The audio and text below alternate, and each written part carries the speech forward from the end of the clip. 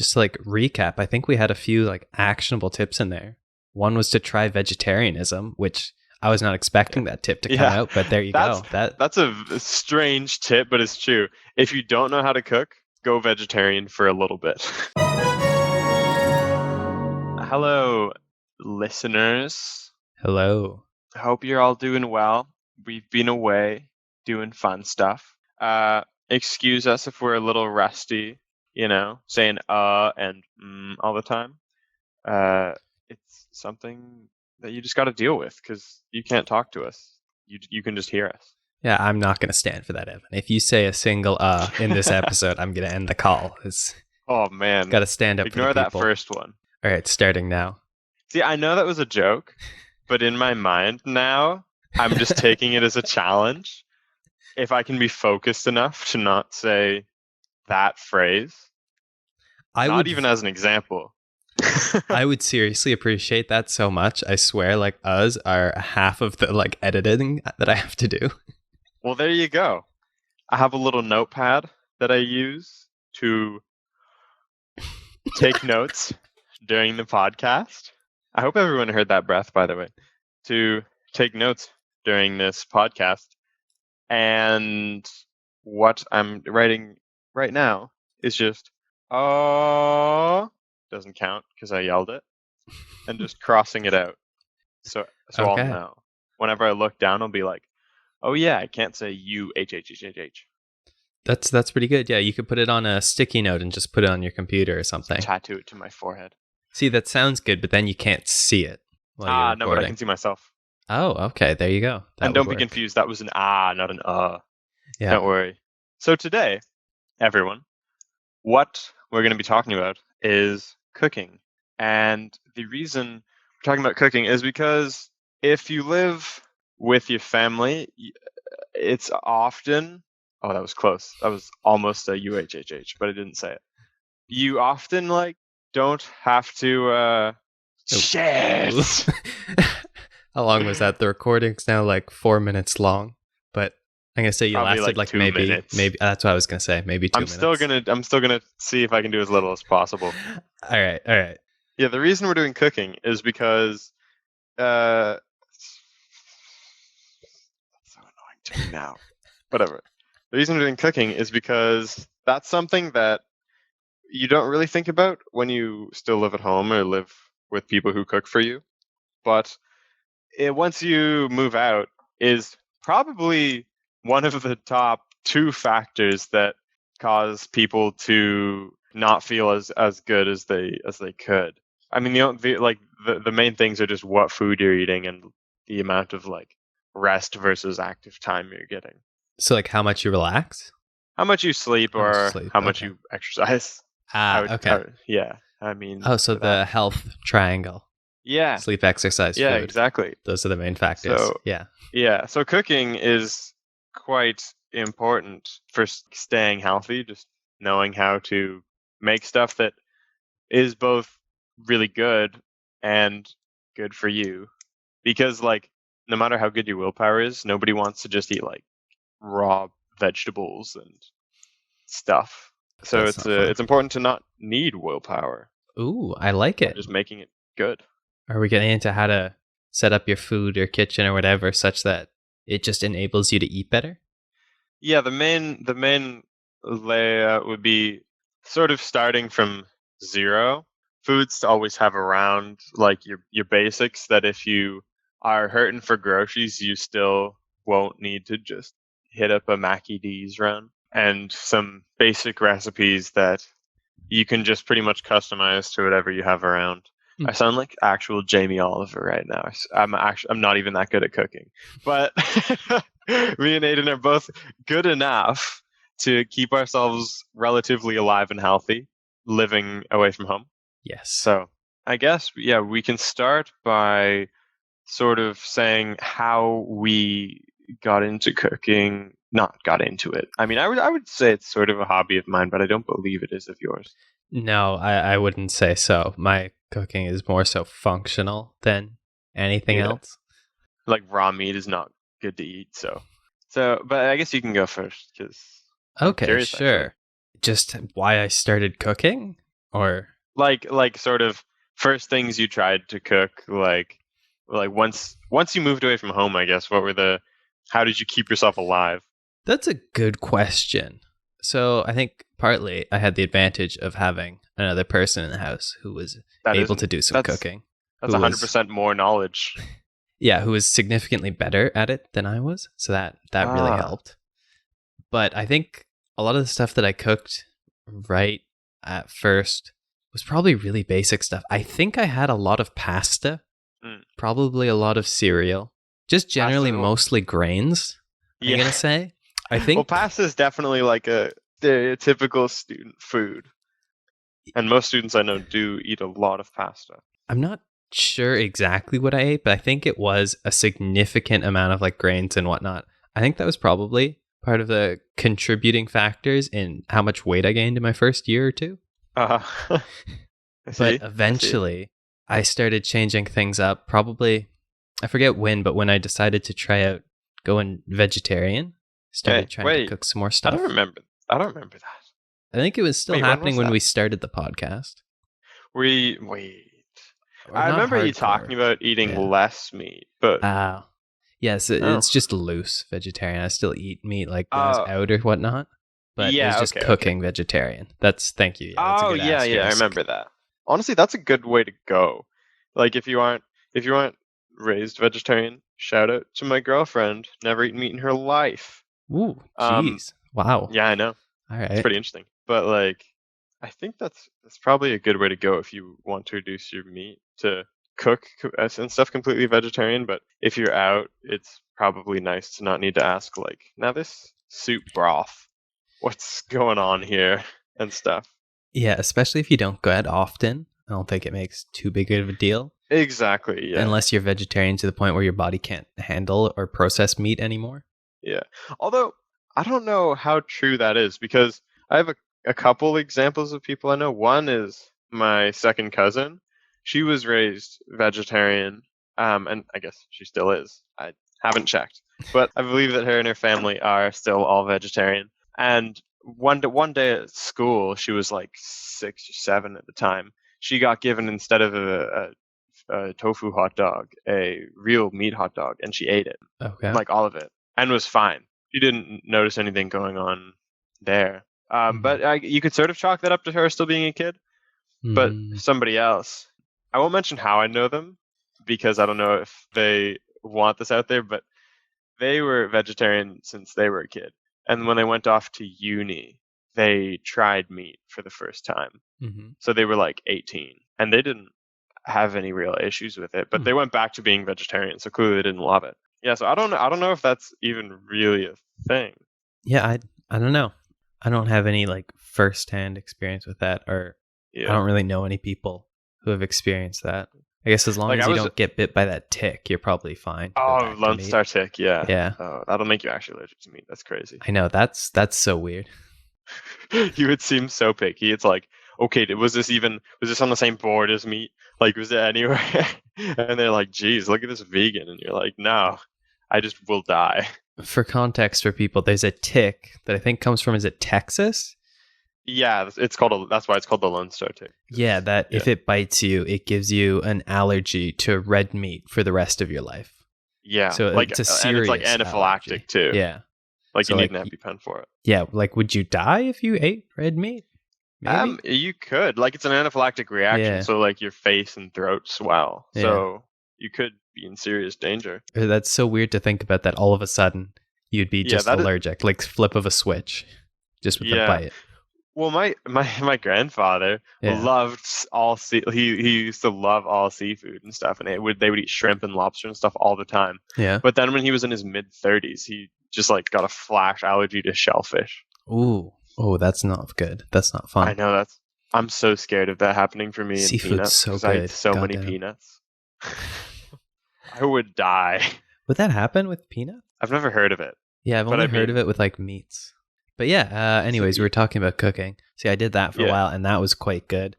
But lately I have been cooking with meat a fair bit. Yeah. Because a few months back, I re-listened to one of our first episodes on exercise, and you were talking about some like workout and meal plan that you did. It was like the Oh, superhero one or whatever. And I was like, you know yeah, what? That sounds yeah, good. I'm going to give that a try. And so that has like 4 meals in it that you're supposed to eat every day. So yeah. that's all I've been cooking for the last few months. Huh, are you actually following like what they say to cook to? Yeah. What they say to cook, more or less. Yeah, I Okay, think so. because I looked at it and I was like, this is some ideas, but I didn't even I would say I didn't follow it at all. Okay. I just sort of mainly did the workouts and then just cooked healthy food. But yeah, I think that really epitomizes my cooking. It's like, Yeah. okay, if I can get all of the week's stuff done in like a day and it's all just Mhm. ready to take out of the fridge and eat right away, that's like heaven right there. That's great. It's so good. Yeah, that's definitely me sometimes. Depends how busy I am for sure. So yeah, I'll go for me now. I learned to cook, like I guess really to cook, where I could make multiple meals for myself that would be pretty good if I gave them to somebody else. Like they Yeah, would not be like, ugh. When I was about 15, because I went vegetarian at 15, and it that will seems do like it. that's a common theme between us is that trying to eat less meat, you just need to learn to cook.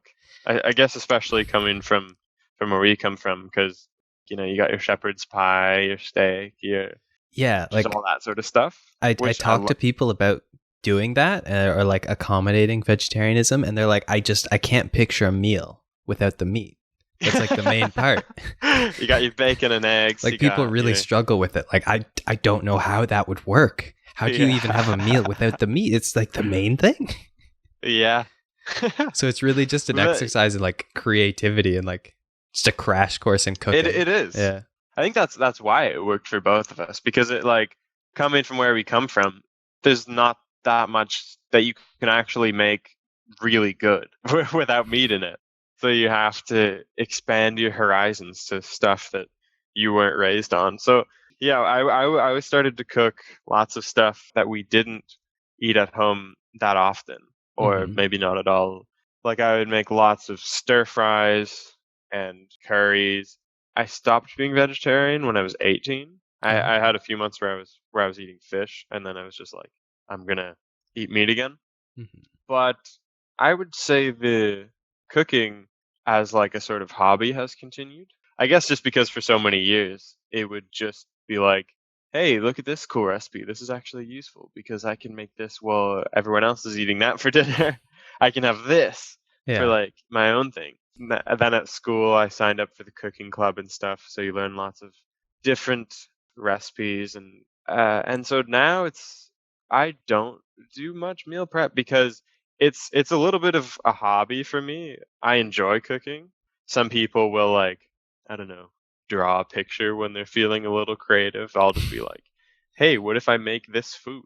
I think Yeah. that kind of ties into the hedonic adaptation that we were talking about in the course too. Oh yeah. Because she talked about how you can use it to your advantage. Or if you really enjoy something, you should spread it out and break it up because that will make it you enjoy it more because you're setting in a bunch of breaks. So if you enjoy cooking, you should be cooking like every day kind of thing, just breaking it up so that you can really enjoy it in like short bursts. But then conversely, if you really don't enjoy something, you should cram it all together and try and get it done in one go because you Yeah. will get used to it. That's the hedonic adaptation and it'll be just fine. Like you'll be Yeah. okay and a lot happier than if you put it out over a bunch of different days or like broke it up. That makes a lot of sense. I would say that's something actually that is pretty natural. Like as opposed to a lot of that course that actually feels pretty natural like to do. It's like eating all your vegetables before you eat everything else in a meal if you don't like them, True. to Yeah, just do sort of get that. them out of the way. So that's a good way to look at it. Cuz like yeah, like we have different strategies for, Mhm. let's say during a school day. I like to make my schedule so that I can have all my classes between like 8 and 12:30 during the day. Maybe some labs in the afternoon or evening, but whatever. Because I like to not pack a lunch and just Mm. walk home and make something. So I don't have to pack it or anything and I can have it fresh. Versus because I like cooking.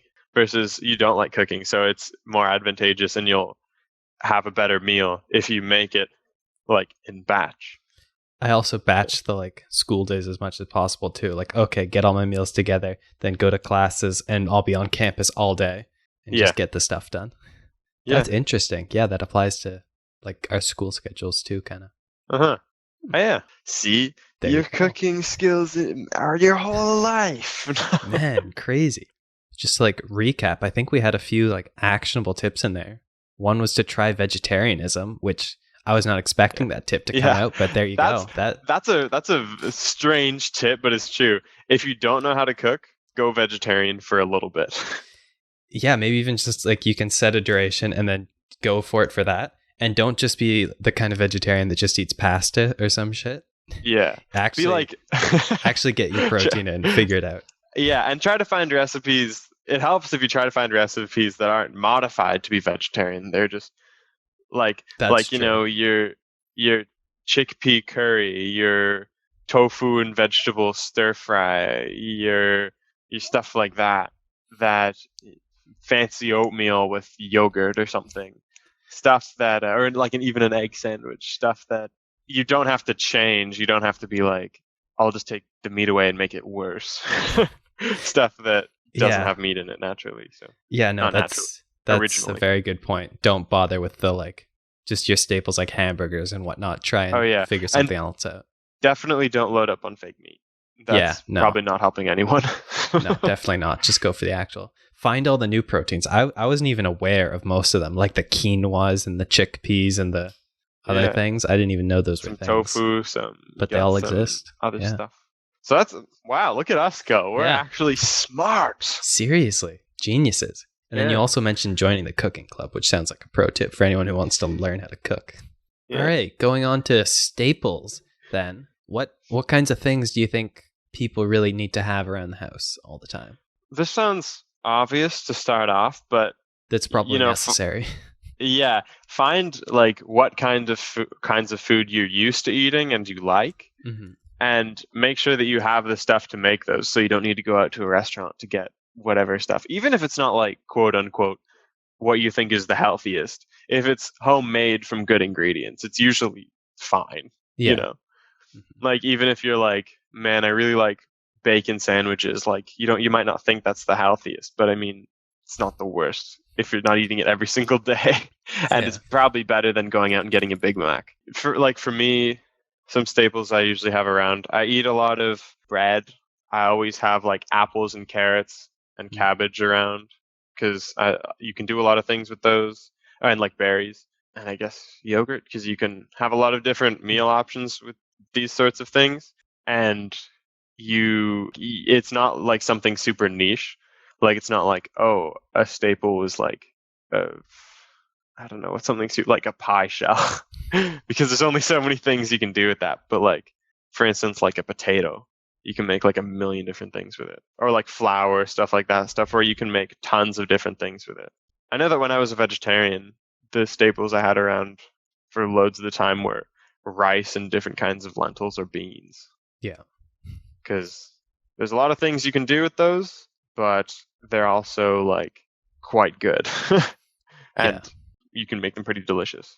Yeah, hard to agree on basically all of that. Rice is great, good side. Yeah. Although I've actually moved away from rice just out of pure Really? laziness. Why Because is that? Yeah. I used to eat it a lot. One, because I was super into gymming, so I would follow some like meal plans, stuff like that, Mm-hmm. or like count your macros or whatever. And with rice, it's really easy because it's like quarter cup of uncooked rice. Boom, that's however much, whatever.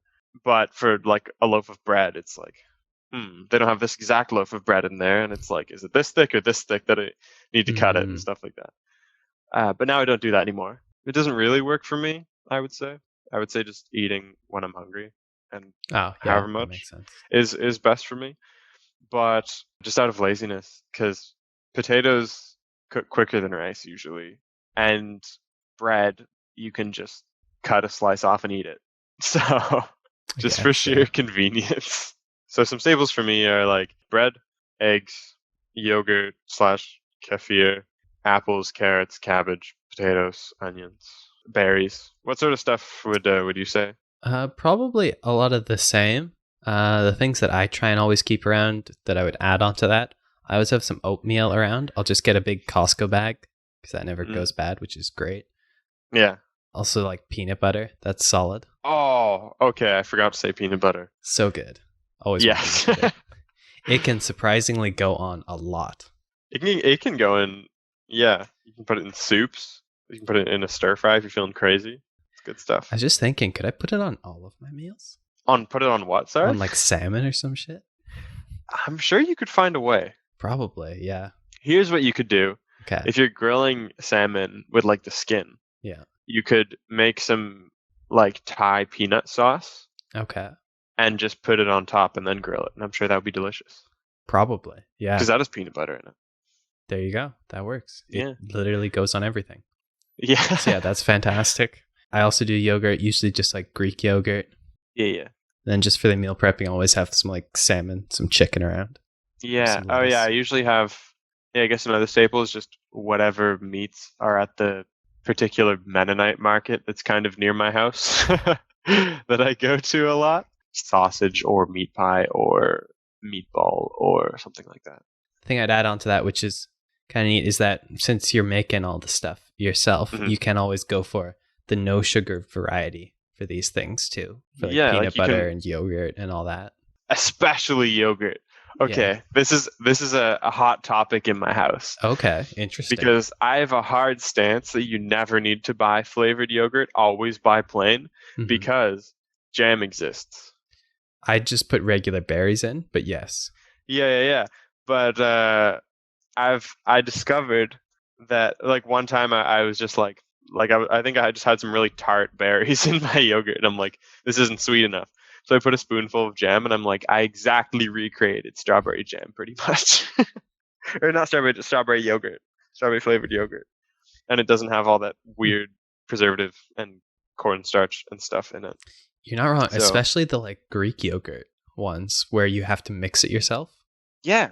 That's exactly buy the same. jam. Yeah, no, or agree. make jam. Unless it's like the little cartons, like the single serve ones or whatever. Yeah, Then that fair might enough. be difficult. But if you're going for the big containers, plain yogurt, Yeah. agree. Yeah. You don't even need the sugar. Just put enough fruit in that it tastes good. Yeah, there you go. And then you're getting a lot of fruit. So Mhm. it's great. And then scurvy, no chance. Get out of here. I guess now we can say just like some recipes that are sort of our staples now. Because we said, or not our staples now, we said our staple foods now. Haha. Yeah. We could say some recipes that we like to cook a lot now that we're not in any part vegetarian, but still maybe eat less meat. So you can start because I have to think. Yeah, I guess this is pretty easy. I could just go through the meal prep kind of thing that I have been doing for the last little while, which is 4 different meals. 1, oatmeal. And with that, I usually do like overnight oatmeal so I can just put them all in a bunch of jars in the Ah, fridge, which is great. Overnight oatmeal's good stuff. Yeah. It is. I put some peanut Although- butter in it and some blueberries, and then also put some cinnamon in. Sometimes Oh. some other fruit. Yeah. Overnight oats are good stuff, but I completely ruined it for myself.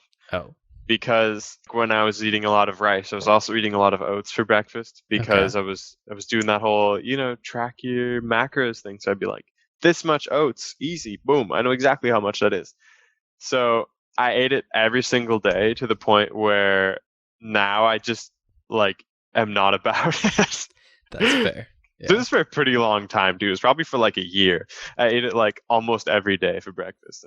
That's a good point. I should start changing things up. Well, if you still like it, that's good. Yeah. But sometimes I wouldn't even feel like it, but I made it the night before, so I'm like, guess I gotta eat it. So I ruined it for myself. So yeah.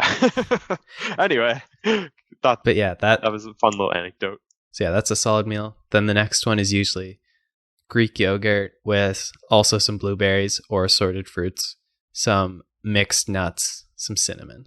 Lunch is usually a chicken sandwich of some kind. So just some chicken breast with some cheese, lettuce, mayonnaise on the bread. It's pretty good. Pretty easy. And then the last one is usually fish, rice, and mixed vegetables. So it's all That sounds very easy. quite nice too. I mean, it all sounds good. Yeah, no, it's pretty solid. Well, okay, yeah, you're eating good on that layout thing. So I'm sure you won't make it so you're like me with oatmeal. Because, yeah, I also didn't put enough effort into making it actually good. I was Oh, just okay. like, this How is so? nutrition. I don't know. What I did would you just do be with like, it? because I was too down. I was too much looking at like the macros and stuff. Okay. So I would be like, okay, so for this day, I would need like, I don't know, some more calcium. So it would be like oats, milk, and just like a banana on the side or something like that. So not nice. Yeah, you And gotta add in some nut butter in there. yeah, gotta But add something to make it good anyway. very true. Yeah, Because change things up a oats bit. on their own taste like cement. So That's fair. Yeah, yeah. Unless you yeah. got those like dinosaur oats. Oh, Those dino are eggs, yes, the best. dude. That's true. Probably not the best since it's just balls of sugar, but like Well, it does contain solid. real dinosaur meat. Dude, no way. That's pretty good. Yeah, yeah, I know. I didn't know that. So yeah, I'll run through a few things. Actually, hold on. I need to look up this one thing I make because it was a Japanese recipe that I learned years ago, but I have since forgotten what it's called. But I make it all the time. And it's really good. Okonomiyaki. This was called. There's also Okay. a similar Korean food called pajeon. So Okay. okonomiyaki slash pajeon. It's not really either because I don't follow their recipe that closely. But the basic idea is you take onions slash green onions slash cabbage, a lot of whatever combination of those that you have. Sometimes I'll shred some carrot in there as well, Okay. but that's not super traditional. And you just cook those in some oil or butter or something. Traditionally, obviously oil, but Yeah. sometimes I use butter because I'm crazy. So you cook your onions till it's like not quite as done as you would eat it. It should be sliced very small, Okay. not diced into tiny bits, but like very thinly sliced. Mm-hmm. So it's sort of strands. And yeah, you cook it, and then you add on top of it a mixture of egg, some sort of salty, sometimes soy sauce, or some broth, or something like that, and flour that's like just well whisked, and pour that on. So it makes it into a sort of cabbage egg pancake. And I guess you need to put some water in there too, just to make it a good pouring consistency. Mm-hmm. And then it's sort of, you just wait till it cooks and then flip it over. In the Japanese one, okonomiyaki, you would add some sort of bacon or pork on top slash bottom. And in pajeon, which is the Korean one, you'd often add seafood, but I usually don't because I can't be bothered. It's already a full meal. It's got eggs. Yeah. So yeah, it's just like an egg flour pancake that contains vegetables inside. You've got your carbohydrate, your protein, fat, and your vegetables. Solid. So that's pretty good. yeah, and then usually on top you can put something like something more salty. Like actually, in the Japanese one, you'd put mayo. Again, I don't usually do that because you're supposed to use Japanese mayo, which is different in taste, and I usually just have regular. And I feel like that would be strange. Yeah, that would. So- I can't picture mayo on Yeah. pancakes. Just some sort of like salty condiment on top of that, or some Okay. sauce, some barbecue sauce maybe, to make it taste good. Okay. And then there you go. That's a full meal. That's really easy.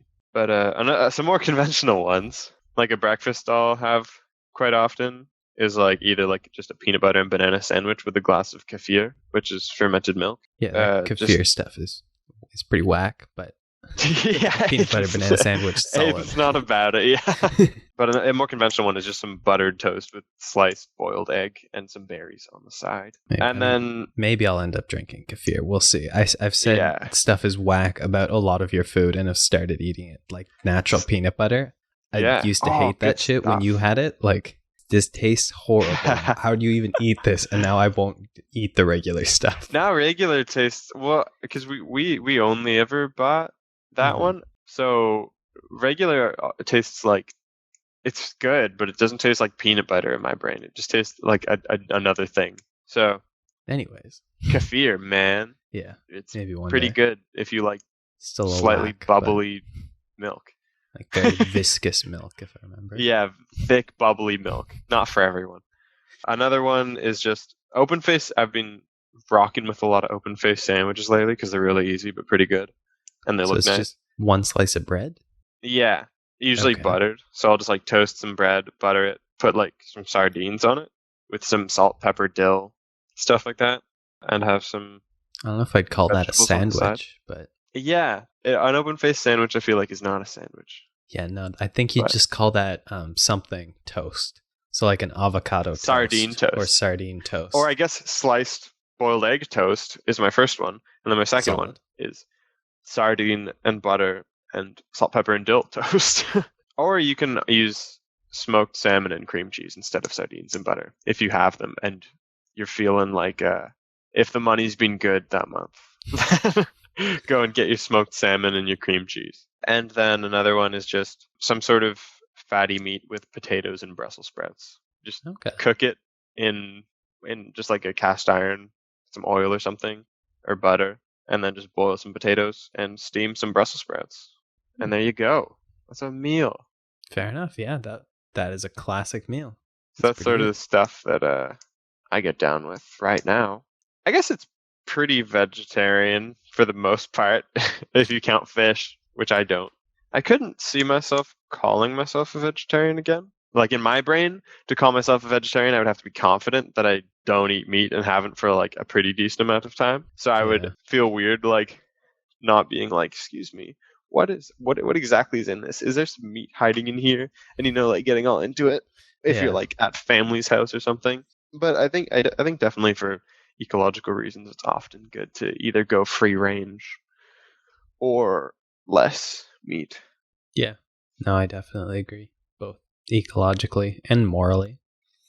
Yeah, exactly. Yeah. Because it's kind of weird seeing a cow and being like, kill you. Man, it really hit me the other day. I don't eat much pork anyways, but I saw an episode of a show on Netflix where they were talking about pig facial recognition and how there's a farm in Scotland that's working on it. They're basically developing a way so that you can use cameras to track which pig is which, so you don't have to use like ear tags or anything that would hurt them. And it's because pigs actually have like facial expressions that show how they're feeling apparently. And it's like, oh, Ooh, that's not kosher. That is not, no. Seriously. Judaism and Islam know what's up. They really do, yeah. Yeah. Imagine doing that and being like, I want to recognize this pig so that we know when we can cook him up. Like, because that's what it's for, I imagine, right? Yeah, I mean, that's ultimately the purpose. Yeah, that's what the tags do, so that's what it's replacing it with. But like, yeah. I mean, it is kind of good in that they'll actually be able to track their emotions. So you would actually be able to definitively say if like the pig or the meat like actually had a happy life. Oh, that's pretty cool. If it was treated well. Because I think they mentioned, if I'm remembering this right, that there was a correlation between happiness of the animal and tastiness. Well, free range, I know there's a nutritional difference between free range grass fed. Mostly beef is the one I know is actually like real. Oh, okay. It has to do with like if they're fed all grain their entire life, that's not what they're naturally supposed to eat. They're naturally supposed to eat mostly grass. Yeah. So it changes the omega-3 versus omega-6 balance in their tissues. What does that do? So most people get more than enough omega-6s. Okay. Omega-6 fats in their diet and not enough omega-3s. Okay. So grass-fed beef specifically, maybe other meats, I don't know, because they're eating they're in their natural environment, they're out in the fields eating grass, which is what they're supposed to do. They have their natural balance is more omega-3s, less omega-6 than you'd find in like factory farmed cows. So it actually is better for most people especially if they eat a lot of beef, which most people probably shouldn't or don't. So it actually does make a difference to the nutritional content if it is grass-fed or not. I'm going to need to find some sources for that because that could be complete bullshit. But I saw multiple reasonable sources that I do not remember saying it. So I'll need to find some sources for that. Don't worry, I'm not just going to be like, yeah, you should do this, guys. I'm going to be completely wrong. Fantastic. I will leave them in the show notes. So check the show notes. Maybe it'll just be, yeah, I couldn't find any sources. Maybe don't do this. Do what you want. But hopefully I'm not speaking out of my arse. Maybe. Yeah, we'll see. We'll have to see. Oh, the show, by the way, it's called Connected. And that was just part of one of the episodes. Huh. Never heard of it. Yeah, it's a new one. It's kind of interesting. It goes through a bunch of the ways that really seemingly unrelated things in the world are actually related. Mm. Like with that one, basically the facial recognition that they were running on the pigs, it was the same program that was being used like for people as well. Or it had initially been trained on people and like the Huh. public photos that everybody has on the internet. So it's been trained to recognize them. And now this group is adapting it for pigs. That's quite interesting. The second episode was interesting too. It was that, or part of it was that you can actually tell the drug usage each day of Londoners by checking the samples or taking samples of the Thames River. How many people piss in the river? No, it's just the sewage. Oh, that's just where it goes. Yeah, it ends up there. Well, that makes a lot of sense because I know I did a little course thing at one of my jobs that was to do with wastewater and stuff like that, and it's management and such. And it's the wastewater treatment plants. They have to like take measurements and filter very precisely because one weird thing is that's in a lot of water systems that has to be filtered out to not mess with the hormones of the population is estrogen. Because so many people are on birth control pills, and that is like essentially artificial estrogen. Yeah. And then you pee a good amount of it out, and it goes in the water. And there's so many people who are on something like that if they didn't filter it out, then people's drinking water would just be full of estrogen. Okay. So that's strange. Yeah, that is. I was gonna say back on the. I thought you were gonna say, "Oh, I was watching this thing, and that made me not want to eat pigs." I thought it was just gonna be like some PETA mid-roll ad on a YouTube video, and I'm like, "Oh, they got you." No, not quite. Yeah, good stuff. Yeah, very good. Anyway, Anyways, I think that is the extent of both of our knowledge on consumables, specifically the edible kind. Food? Yes. Okay, I wasn't sure if you were just bringing us onto drugs or something there, talking about edibles. Oh, let's talk about drugs now. Actually, that was connected to the tracking the pigs' faces. No, the London one.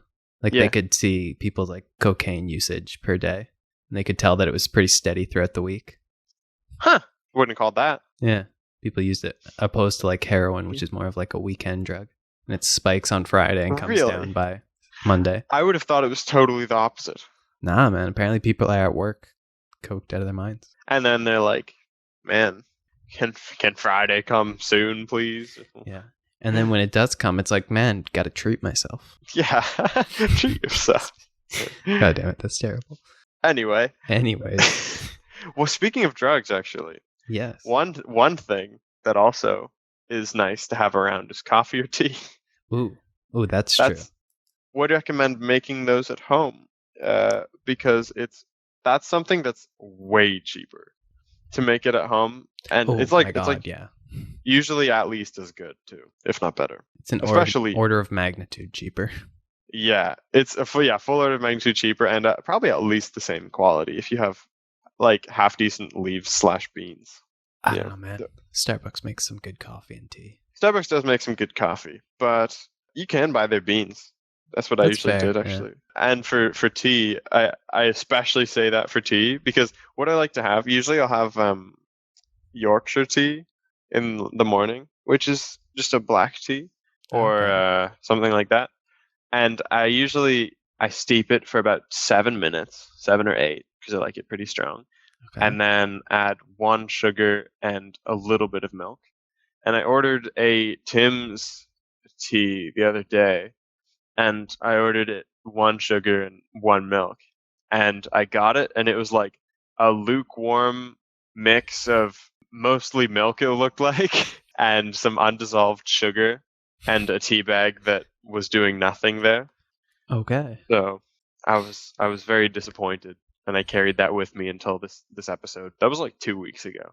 God damn. Okay. Wow. Yeah. I just remembered it. I would be upset too. Because I was like, this is milky sugar water. Nothing's hot. It's not dissolved. What's going on? Fair enough. Yeah, that's disappointing. I hope maybe would you have to bleep out the brand name I just used? Is that a thing? Yeah. I don't think so. Okay. They're Nah. not going around suing very small time podcasts for saying that their tea was bad. I actually don't know the laws around like slander or what would that be, defamation or anything like that. But I could prove it. I could just go order one and be like, look at this. This isn't good. I have no idea what qualifies as that or not. I think we're solid, but I'm sure it's fine. it's okay. Tim's is good, guys. But yeah. It's okay. Yeah. For other stuff. Yeah. Yeah, that's fair. There's one solid tea at Starbucks though. If you're Mhm. feeling a little ill, a little under the weather, ask them for a medicine ball. I remember, I think I got that once when I was sick. And that's like, it's like super lemony and Oh yeah. stuff like that. It's extremely sweet. It's got like 2 different types of tea in it. I forget which ones exactly. And it's like half lemonade, half water. And there's a bunch of honey in it. And I mean, it lemon is and fantastic. tea with lemon and honey when you're sick. That's like a common no, that's great. folk remedy. If you're sick, just get like a massive one of those. It's great. You're going to feel golden for a little bit. Yeah, it's true. So yeah, now we've reached all of our food/drink knowledge. There you go. We added in a little bit of drinks at the end there. Hopefully you can get some ideas for if you're just moving out, if you're from living at home, some stuff you might need to buy that you never think about, like flour and butter and stuff like that. And some recipes that you can try if you have never really been much into cooking, but would like to be, or just think it's cheaper than eating at restaurants. Then give some of the stuff a try. Most of what we said is quite easy to make. Start by just whatever you know how to make. Just like make that, and then learn one more thing, and then now you know how to make 2 things, and then you make those a lot until you can do them like that, and then maybe you'll add something to one of them and alter it slightly, or learn to make a 3rd thing or something like that. Like, it doesn't need to be, okay, I'm learning to cook, I'm gonna make this whole recipe book. Like my sister's been for the past little while, she wanted to learn to cook better. So she knew how to make probably like ballpark 5 to 10 things, and they were good, but she was like she knew the recipes, and so it would be like, oh, we need these specific ingredients and stuff. But then lately she's been getting into different stuff we don't usually eat that often, starting to make all her own recipes, and it's almost always quite good. That's sort of the point when you know, like, all right, I can solidly say I know how to cook, when you can make up something or alter something from a recipe just because you have it. Or just because you are like, all right, these ingredients, what can I do with this? This is all the food you ever need to know. All food was discussed. If you didn't hear a food you were trying to learn to cook or something, just go back in the episode, play it again. We did discuss it. All right, so until next time, everyone, goodbye. Happy cooking.